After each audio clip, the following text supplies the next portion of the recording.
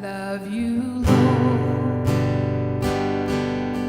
for your mercy never changed me. And all my days I've been in your hands. From the moment that I wake up till I lay my head, oh, I will sing of the goodness of God. And all my life you have been faithful. And all my life you have been so, so good. With every breath that I am able, oh, I will sing of the goodness of God. I love your voice. You have led me through the fire and darkest nights. You are close like no other. Known you as a father, known you as a friend. Oh, I have lived in the goodness of God. And all my life you have been faithful. And all my life you have been so, so good. With every breath that I am able, oh, I will sing of the goodness of God. Your goodness is running out, it's running after me. Your goodness is running after, it's running after me. With my life laid down, I surrender now. I give you everything. Your goodness is running after, it's running after me. And all my life you have been faithful. Amen. And all my life you have been so, so good. With every breath that I am able, oh, I will sing of the goodness of God. Oh, I want to sing of your goodness of God. Amen. Amen. Y'all have a seat just a second. Got a few announcements, and then we'll get some more praise and worship in just a minute. I did want to mention, as you came in, hopefully you got a bulletin, and on the inside of that bulletin is a perforated sheet. And if you're a newcomer, haven't been here before, we'd like to get to know you a little bit. So if you will, fill that out so we'll know who you are. And also, we use that for prayer requests also. And if you have any prayer requests that you need or someone in your family may need, we ask you to fill that out and drop it in the cheerful giving box as you leave. And also, just a reminder, VBS starts on the 29th, and we're looking forward to that. And the kids are going to have a little salute to the 4th of July, or Independence Day, today, in just a few minutes. And hopefully they'll be ready by the time I get through, but we'll have them come up.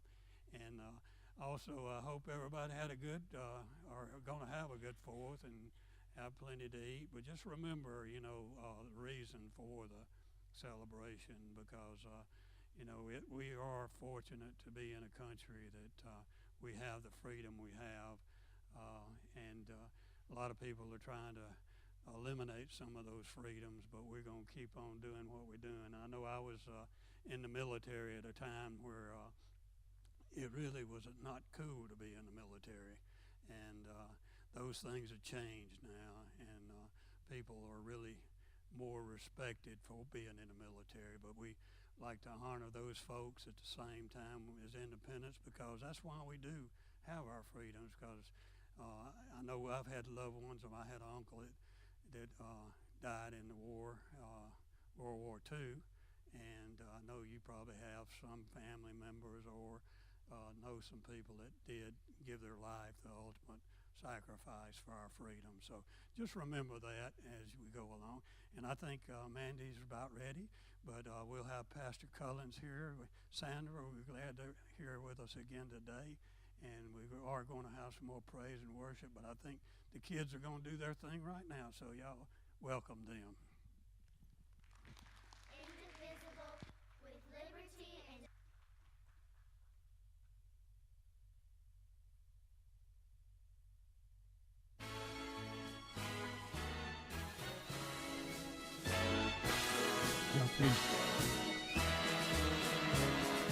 God bless America, land that I love.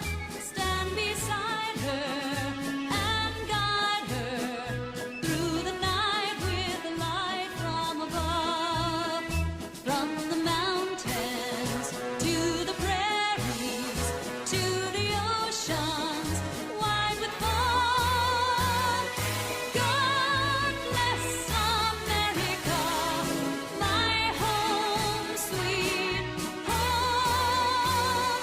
God bless America, my home, sweet home. God bless America, land that I love. Stand beside her and guide her through the night with the light from above. From the mountains to the prairies to the oceans wide with fun. God bless America, my home, sweet home. God bless America, my home, sweet Okay, let's step to the side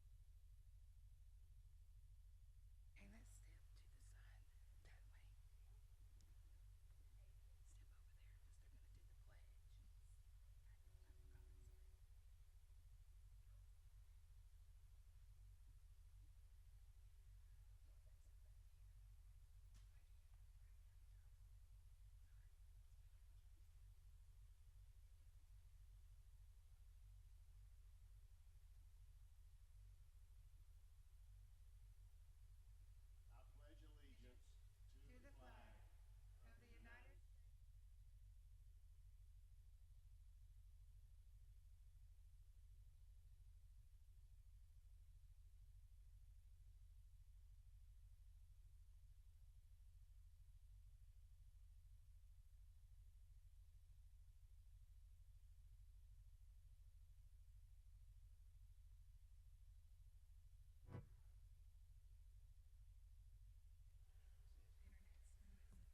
Guys, could y'all be seated for a minute, please?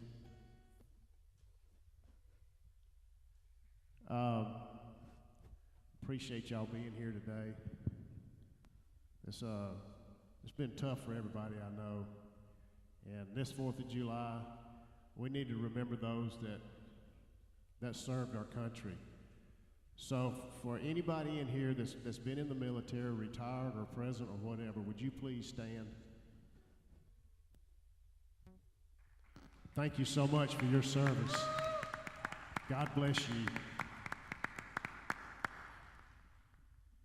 And now back to our regularly scheduled program.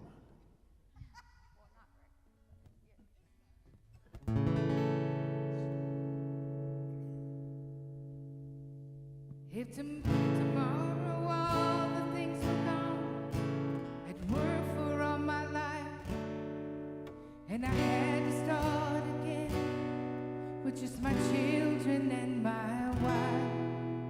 I thank my lucky stars to be living here today.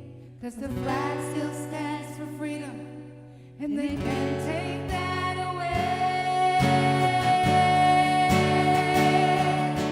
And I'm proud to be an American, where at least I know I'm free.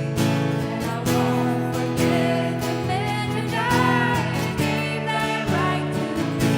And I gladly stand up next to you and defend us still today. 'Cause there ain't no doubt I love this land. God bless the USA.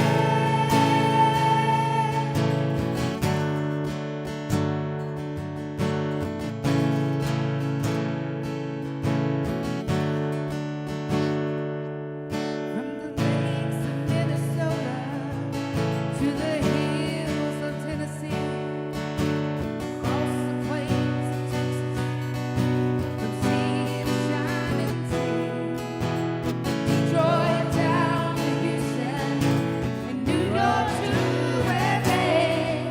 There's pride in every American heart, and it's time we stand and say, I'm proud to be an American, where at least I know I'm free. And I won't forget the men who died and gave that right to me. And I gladly stand up next to you and defend us still today. 'Cause there ain't no doubt I love this land. God bless the USA.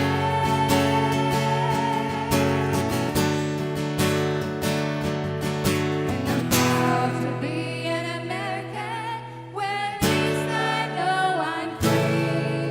And I won't forget the men who died and gave that right to me. And I gladly stand up next to you and defend us still today. 'Cause there ain't no doubt I love this land. God bless the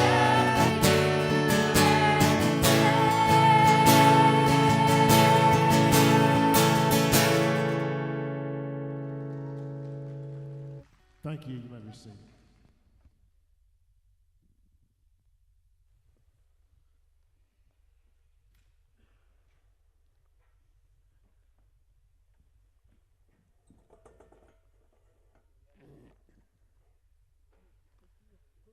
Well, the program by the young children and the singing today, all right, sir, thank you. Yes, sir.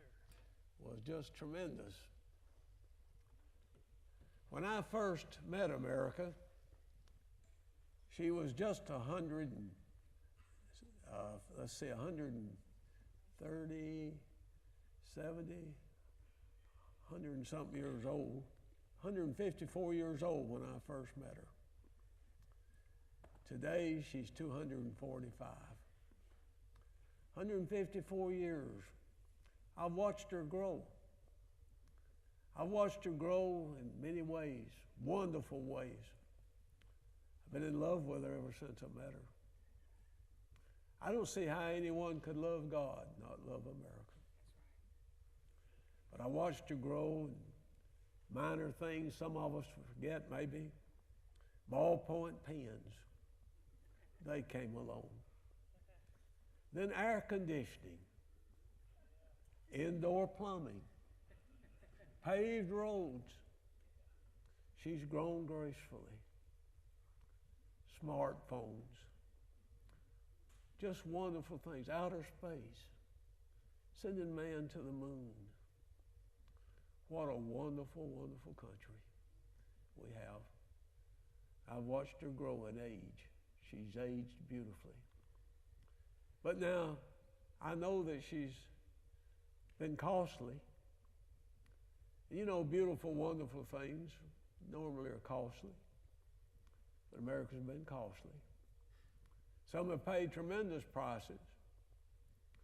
His name was Billy Pate. He was 17 years of age.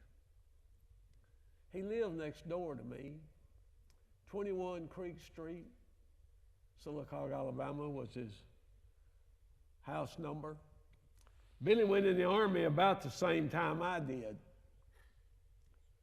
We didn't go in together, but the last time I saw Billy, his daddy took both of us back to Fort Jackson, South Carolina, where we took our basic training. Billy went to the Far East. I went to Europe. He was only there a few days till the sniper's bullet went right through his steel helmet into his head. I kind of dreaded, after 3 years I was overseas, I dreaded facing Billy's mother and daddy, because the last time they saw us together was when we went back to Fort Jackson. That family paid an ultimate price by giving up their son.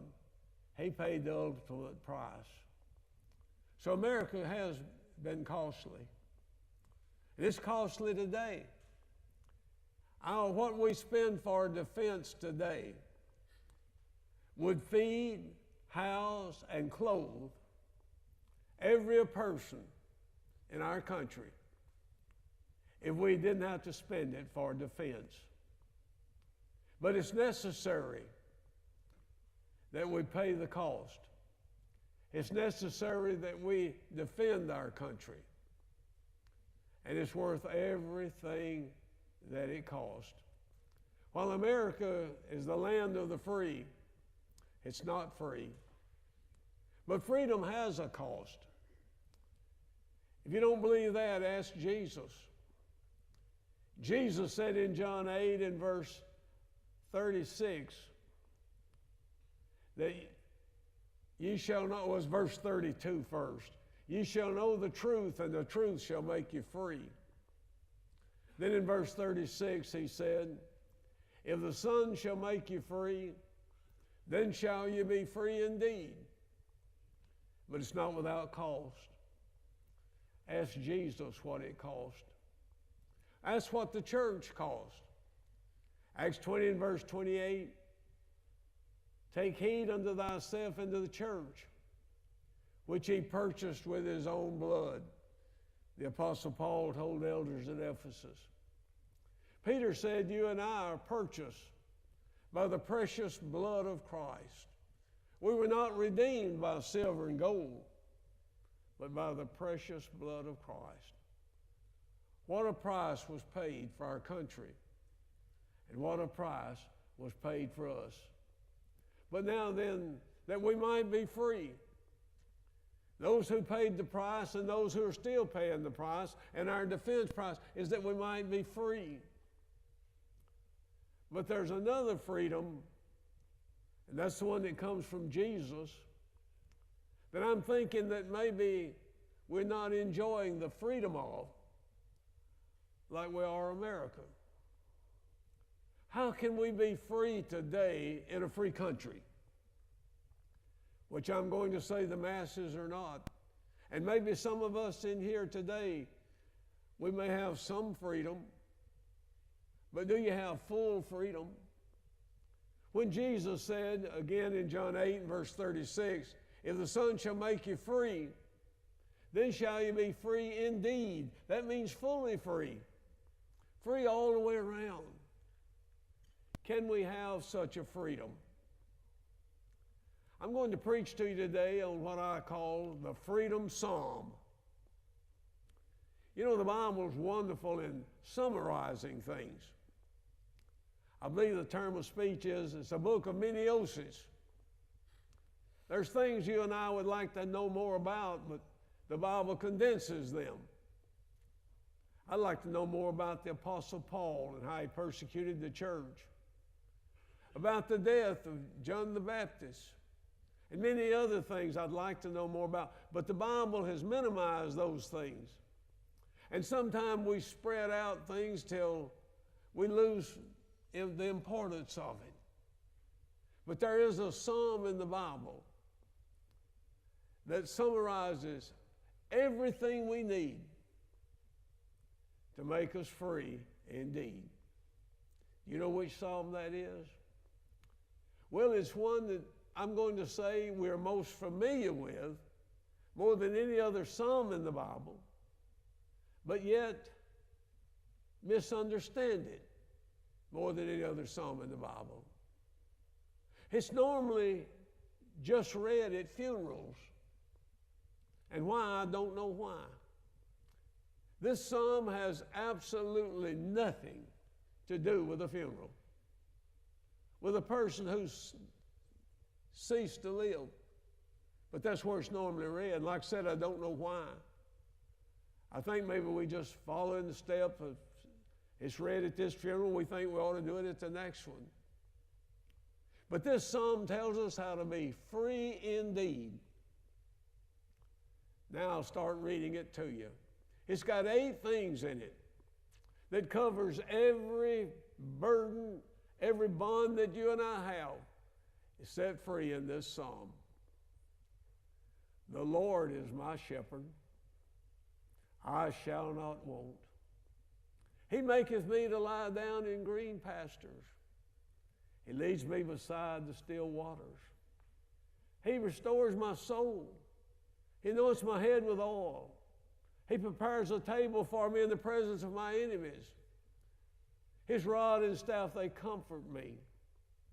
Surely goodness and mercy shall follow me all the days of my life, and I shall dwell in the house of the Lord forever. 8 things in that psalm that covers every burden, every bond that's on people today. The masses of people are fearful of being in want. I shall not want. The Lord will take care of it. We'll not have a need. I know the desire for food, clothing, and shelter, and it's within all people and a natural thing. And God knew that, and God knows that. Jesus said in Matthew 6, He knows what you need before you ask. But the psalmist said, I shall not want. David said in Psalms 37, verse 25, I have never seen the righteous forsaken, nor his seed begging bread. And I want to say I haven't either. God takes care of us. God looks after us. We shall not want. Not only that, peace. How much are people desirous of peace today? He makes me to lie down in green pastures. And how many are depressed? Oh, depression is a great enemy of people. Great enemy of people. He restores my soul. I see people that's got everything that this world could offer, but they're depressed. But the Lord restores my soul. Whatever it is that's a burden or got me down, the Lord is ready to lift me up. He has a promise for everything that I could imagine that could go wrong, that could depress me.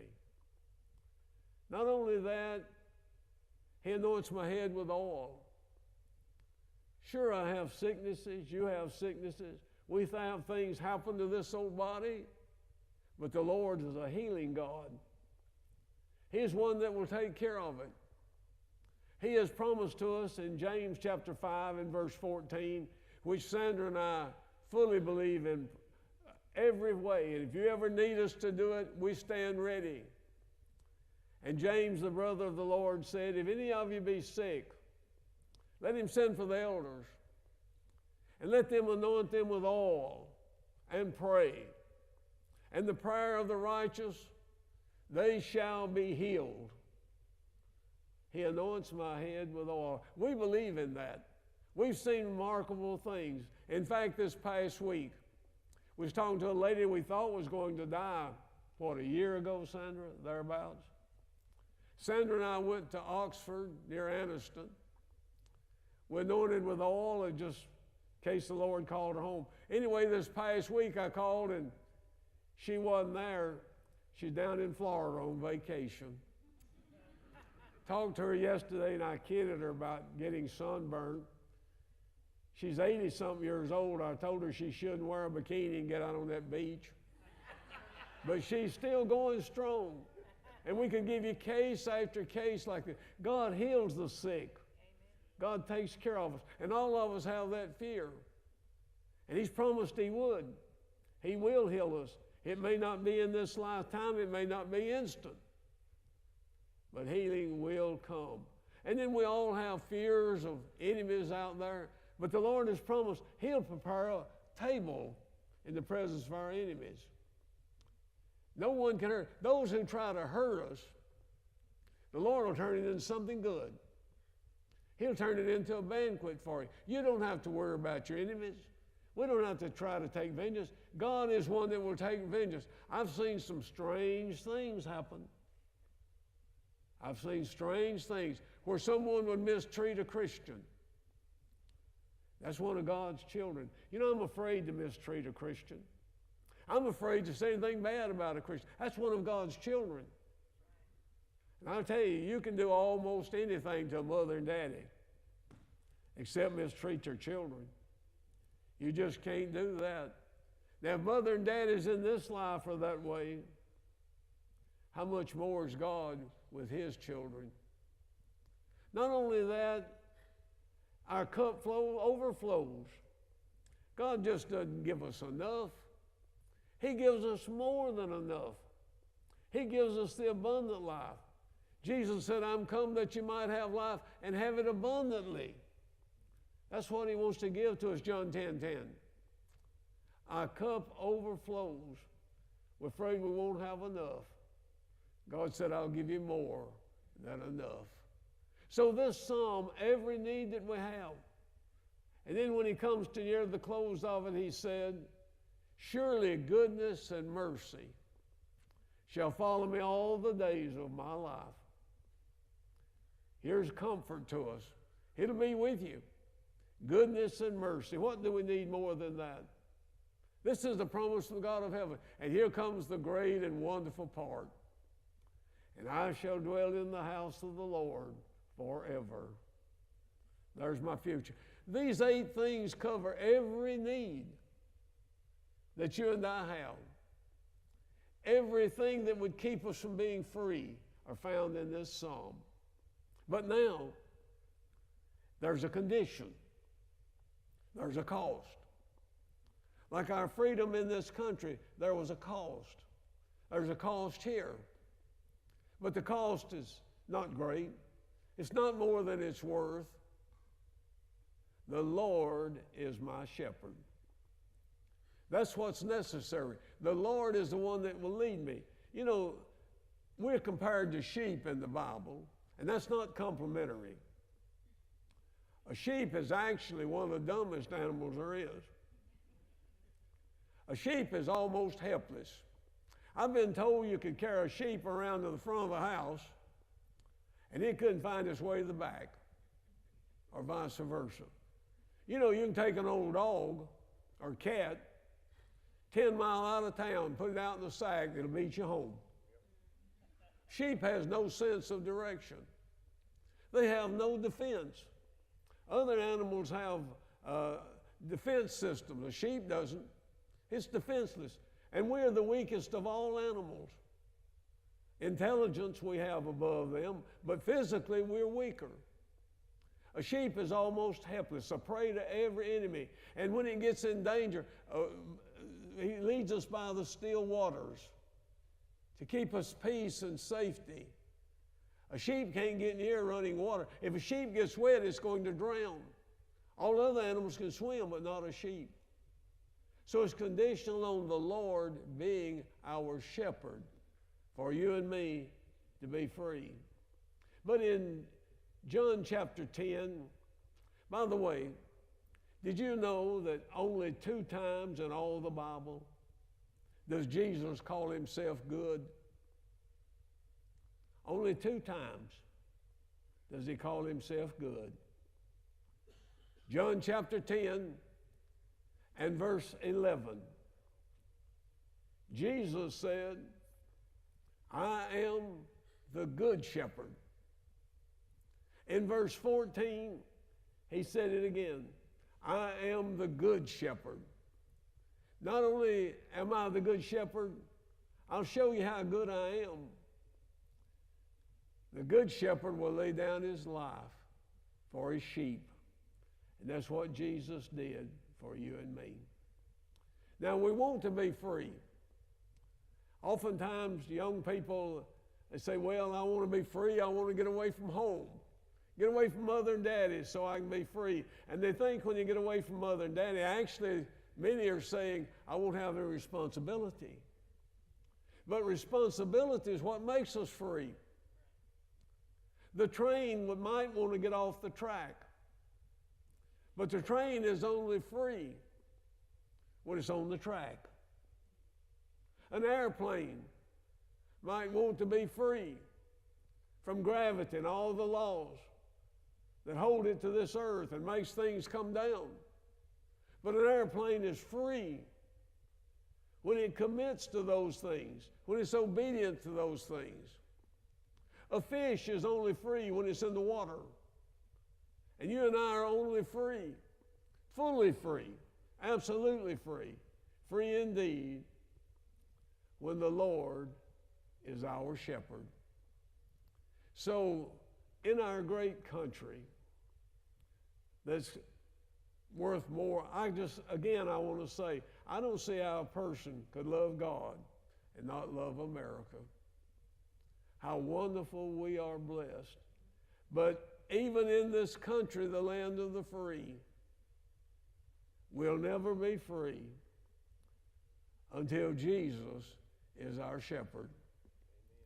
Until we follow him, till we're obedient to him.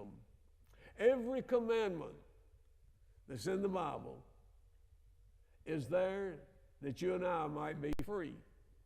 Not to burden us, that to set us free. Like the train on the track, or the fish in the water, or the plane in the air. Every commandment is to set you and me free. But without Jesus, we'll never be free. I am the way, the truth, and the life, he said in John 15. Without me, you can do nothing. But with him, we have everything. You know, when Jesus came to the lame man at the pool of Bethsaida, he said, would you like to be made whole? He's saying to you and me today, would you like to be free? You know, many people don't realize they're in bondage. They say, oh, I'm free, I'm not in bondage. The people that Jesus was talking to didn't know they was in bondage. When he said to them, you shall know the truth, and the truth shall make you free, in John 8:32, they said to him, we're not in bondage. We're the seeds of Abraham. And listen to what they said in verse 35. We have never been in bondage to any man. At the very time they're talking to Jesus, they were under the burden of Rome. They were under the bondage of Rome. They had never known anything except being under bondage. From the time they were in Egypt till the time that they went into the countries and started deserting God, they were under bondage. And now they stood and said, we're not under bondage to any man. So a lot of people don't realize they're under bondage. I had two young boys talk to me. I was kin to them. And their mother was my aunt.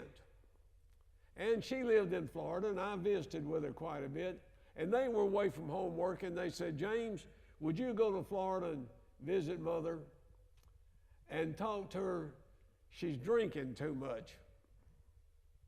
So I go down to see her, spent several days with her, and I noticed that every now and then she'd take a drink. Now I've got to wait for the opportunity to say something because I sure didn't want to offend her. So finally I said to her, the occasion was right, she took a drink. I said, I'd be careful, that could become a habit. She said, oh, before it becomes a habit, I'll quit. She was already had the habit.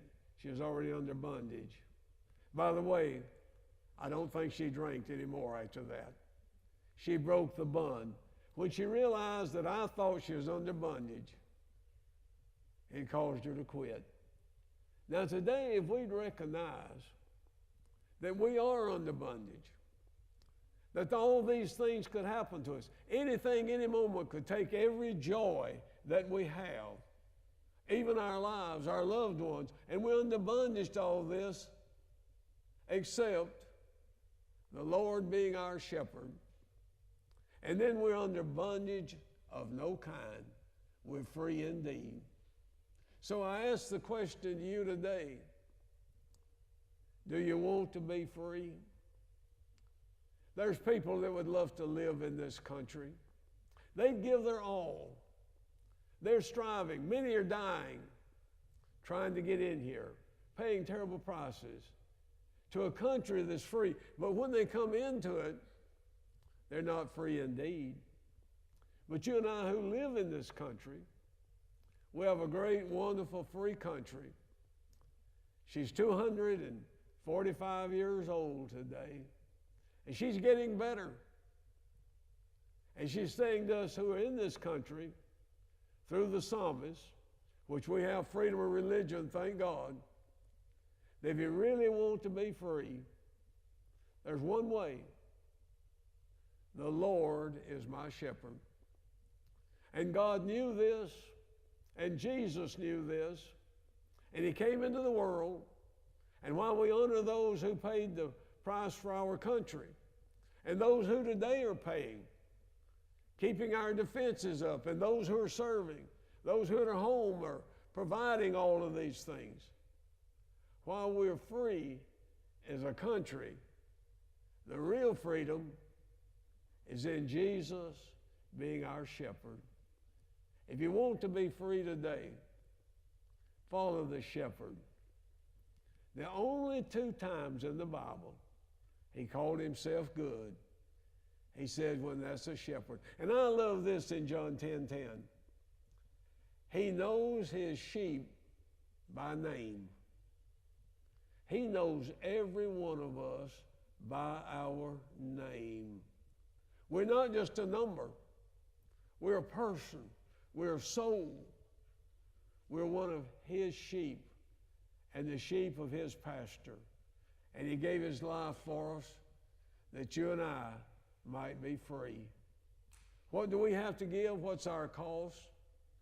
Just hear the voice of the shepherd, and he'll lead us beside the still waters, green pastures. He'll prepare a table before us in the presence of our enemies. His rod and his staff, they'll comfort us. Goodness and mercy will follow us all the days of our life. And the real beauty of it, we'll dwell in the house of the Lord forever.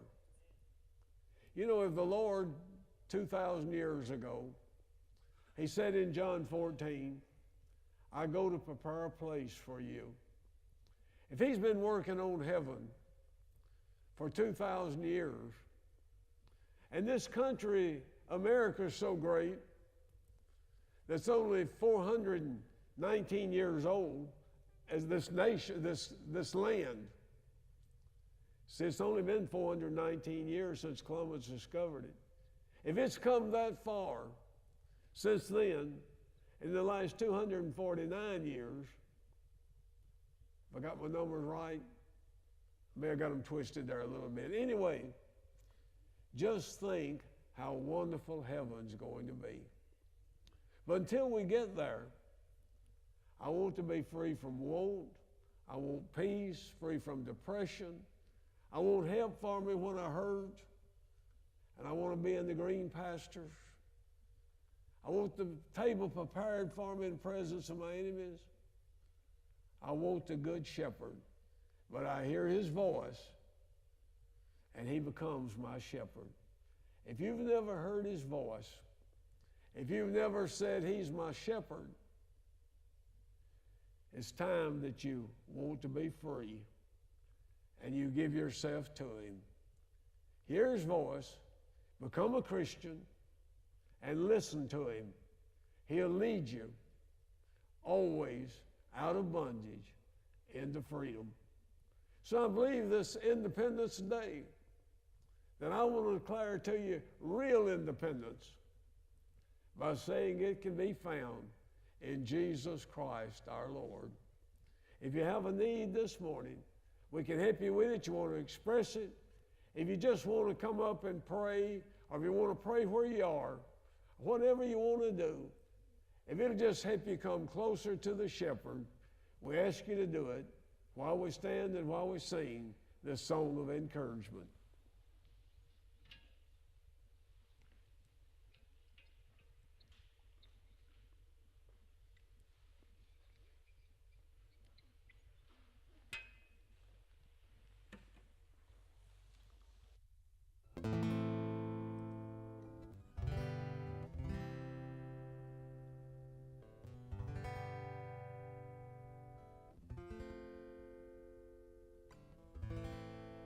Call me out upon the waters, the great unknown.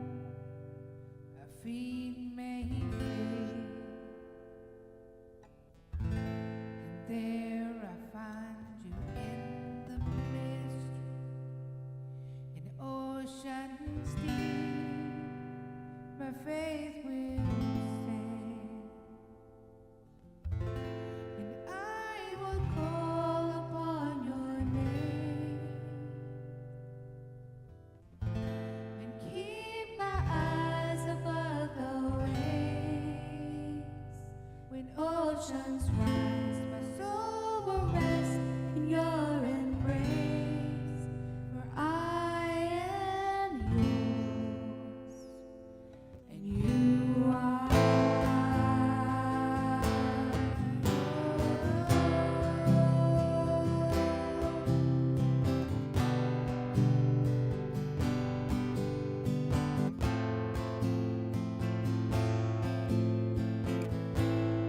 grace abounds deepest waters, sovereign hand, be my guide. Where feet may fail and fear surrounds me, you never fail, and you won't start now. And I will call upon your name and keep my eyes above the waves. When oceans rise, my soul will rest in your embrace. For I am yours, and you are mine.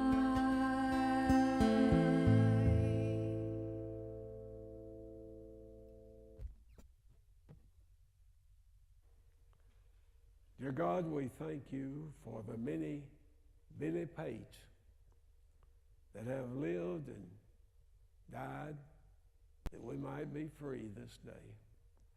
Thank you, Lord, for those that served, that have been able to enjoy the cost that's been paid. Thank you for those who supported all of those, O Lord, who have defended this country. And even today, provide the means for our defense. But thank you most of all for the great shepherd, the one that could have easily prevented his life from being taken, but loved us enough to save us and make us free. In his name, O Lord, I pray that you bless everyone here. And we will leave here not in bondage, but knowing that the Lord is our shepherd, and every bondage that could possibly overcome us, he set us free from. Give us this peace and joy upon every person here this day. In his name I pray. Amen.